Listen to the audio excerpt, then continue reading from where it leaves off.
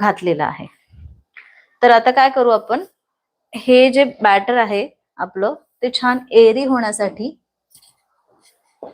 असं जाळीदार होण्यासाठी आपण यामध्ये थोडंसं विनेगर घालू. तर मी इथे पहिले 1 टीस्पून इतकं विनेगर घालते. ठीक आहे,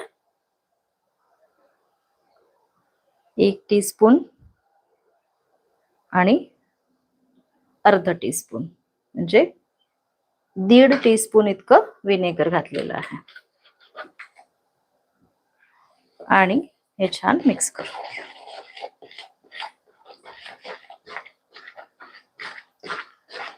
अशी थोडीशी जाळी आधीच दिसते, ती दिसली ना की समजायचं की आपला केक छान बेक होणार आहे. तर हे बघा,